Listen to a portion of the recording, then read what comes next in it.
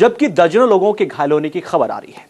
प्रशासन ने घटना की पुष्टि कर दी है, तो वहीं यूपी के सीएम अखिलेश यादव ने मृतकों के परिजनों को 5-5 लाख रुपए और घायलों को 50-50 हजार रुपए मुआवजा देने का ऐलान कर दिया है। तो वहीं पीएम मोदी ने प्रधानमंत्री राहत कोष से मृतकों के परिजनों को 2-2 लाख और गंभीर रूप से घायलों को 50-50 हजार रुपए मुआवजा का ऐलान कर दिया है।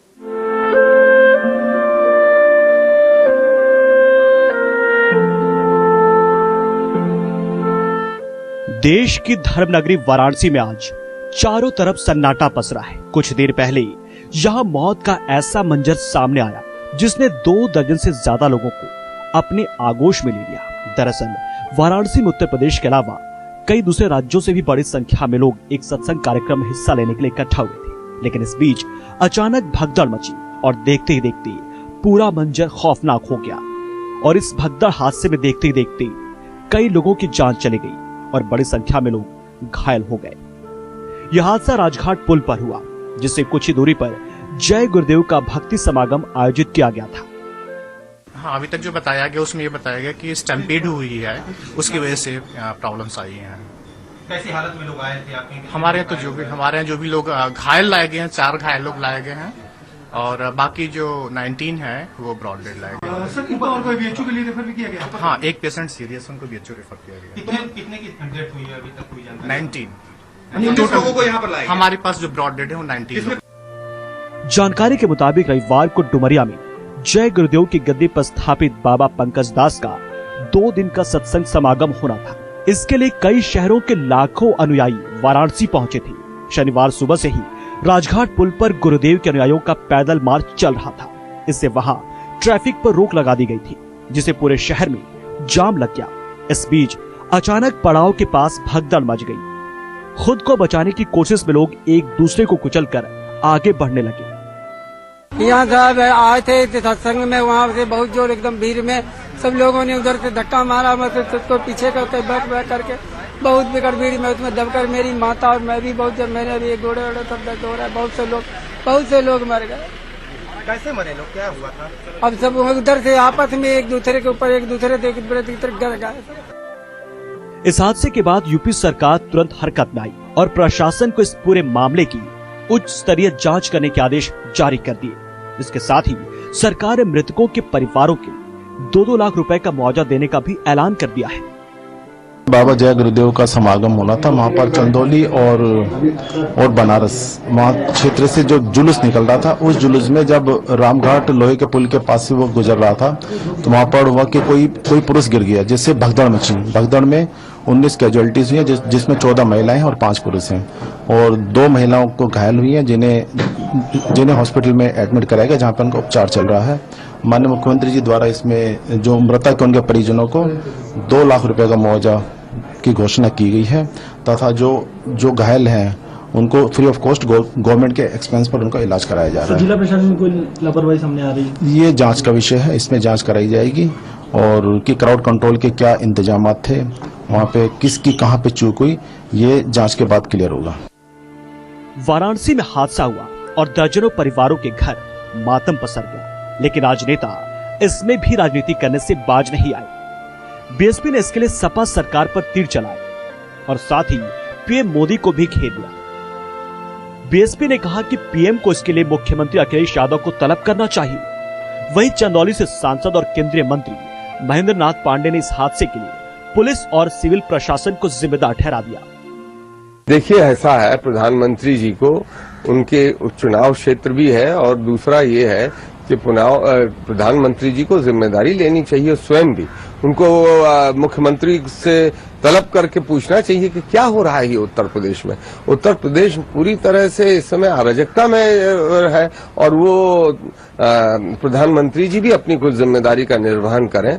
मैं समझता हूं कि सभी लोग अपनी अपनी जिम्मेदारियों से भाग रहे हैं। बड़ा दुख है, मैं मृतकों के प्रति श्रद्धांजलि अर्पित करता हूं और ये चंदौली जो कि पुलिस प्रशासन और डिस्ट्रिक्ट एडमिनिस्ट्रेशन की घोर लापरवाही का परिणाम है। जब पहले से जानकारी थी कि यहाँ इतनी भीड़ इकट्ठी हो रही है जय गुरुदेव के भक्तों की, तो उन्हें वहां पर पूरे मुकम्मल पुलिस की सुरक्षा व्यवस्था और ट्रैफिक व्यवस्था के इंतजाम करना चाहिए था, और वो इंतजाम नहीं हुआ है। लगता है यही वजह है इतनी बड़ी दुर्घटना का। वाराणसी हादसे में राजनीति शुरू हुई तो यूपी सरकार भी हरकत में आ गई। मृतकों के लिए मुआवजे के ऐलान के अलावा घायलों को मुफ्त इलाज का भी ऐलान कर दिया गया। इसके साथ ही घायलों के लिए भी 50-50 हजार रुपए के मुआवजे का ऐलान कर दिया गया। उधर प्रधानमंत्री नरेंद्र मोदी ने भी इस घटना के बाद प्रधानमंत्री राष्ट्रीय राहत कोष से मृतकों के परिजनों को 2 लाख और घायलों को 50,000 रुपए देने की घोषणा कर दी। प्रधानमंत्री नरेंद्र मोदी ने शोक जताते हुए मृतकों के परिजनों के प्रति संवेदना व्यक्त की है। पीएम ने घायलों के लिए प्रार्थना भी की है। पीएम ने संबंधित अधिकारियों से भी बात की है और हर संभव मदद का भरोसा दिया है। कांग्रेस अध्यक्ष सोनिया गांधी और गृहमंत्री राजनाथ सिंह ने भी इस घटना को लेकर गहरा शोक जताया है। वाराणसी की इस घटना के बाद भले ही राज्य और केंद्र सरकार ने मुआवजे की मरहम पीड़ित परिवारों के घावों पर लगा दी, लेकिन इस हादसे ने एक बार फिर सुरक्षा व्यवस्था को लेकर बड़े सवाल खड़े कर दिए हैं। अगर इस समागम को लेकर प्रशासन ने पूरी सतर्कता बरती होती या फिर सत्संग के आयोजक भी समागम को लेकर सक्रिय होते तो शायद इतनी जानों को बचाया जा सकता था। चंदौली और वाराणसी से ब्यूरो रिपोर्ट।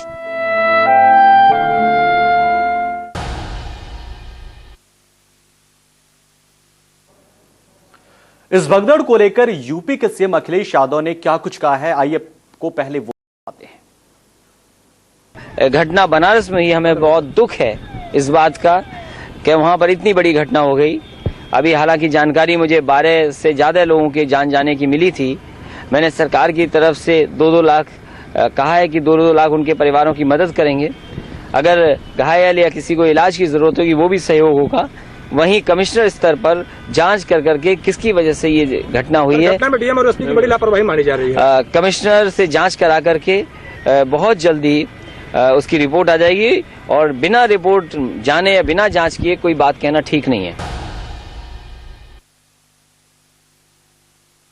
तो आपको बता दें कि समागम को लेकर कई सारे सवाल खड़े हो गए। दरअसल जो वहां के डीएम का कहना है कि 3,000 लोगों के समागम में आने के लिए परमिशन ली गई थी, लेकिन आ गए 2 से 2.5 लाख ज्यादा। और अब सवाल ये उठता है कि आखिर समागम इस मौके पर भी होता है, ऐसे हादसे के बाद भी, तो जय गुरुदेव जो समाज है उस पर भी उंगलियां खड़ी हो जाएंगी। लेकिन खबर यही आ रही है कि कल भी यह समागम यूं ही चलता रहेगा और इसको लेकर आज के हादसे को देखते हुए फिलहाल 10 कंपनियां तैनात कर दी गई पीएससी की। लेकिन इस घटना का जायजा लेने के लिए यूपी के ADG law and order Daljeet Singh और आईजी एसके भगत भी पहुंचे। तो क्या कुछ कहा और क्या कुछ बताया उन्होंने कि आखिर उन्होंने समागम के लिए कितने लोगों की परमिशन दी थी, वो भी सुन लेते हैं। देखिए, आप जैसे जानते हैं कि काफी कैजुअलिटीज हुई हैं और कुछ लोग इंजर्ड भी हैं और अभी कल भी आगे भी प्रोग्राम है। अब जितने लोग घायल हैं उनका इलाज कराया जा रहा है। कल के बंदोबस्त के लिए अतिरिक्त 10 कंपनी पीएसी यहां पे हमने सैंक्शन कर दी है, वो पहुंचने वाली है कल की व्यवस्था के लिए। जो लैब्स है निश्चित रूप से वो सब चीजें इंक्वायरी में आएंगी।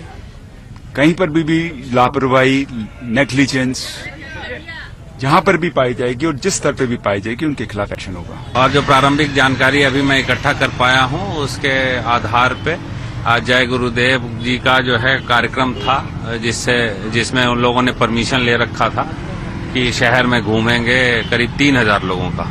आप देख रहे होंगे कि किस कदर भीड़ बढ़ गई है और जो है इनका जो जुलूस था शहर में घूम के जब वापस आ रहा था तो इनके इधर से जाने वाली जुलूस की जो भीड़ थी वो दोनों आपस में एकदम आमने सामने हो गए। इनकी जो वाहन आई हुई थी वो सब सड़क के दोनों तरफ खड़ी हो गई थी, जिसके वजह से लोगों को जाने में दिक्कत हो रही थी। उसी में जो मुझे बताया गया कि एक वृद्ध महिला जो है वो नीचे गिर गई और उसके बाद जो है काफी यहाँ जो फोर्स लगी हुई थी उसको बचाने का पूरा प्रयास किया गया, लोगों को पीछे ठेलने का पूरा प्रयास किया गया। लेकिन जिस तरह का रेला है आप देख रहे हैं वो लोग रुके नहीं और ये दुखद हादसा हुई है।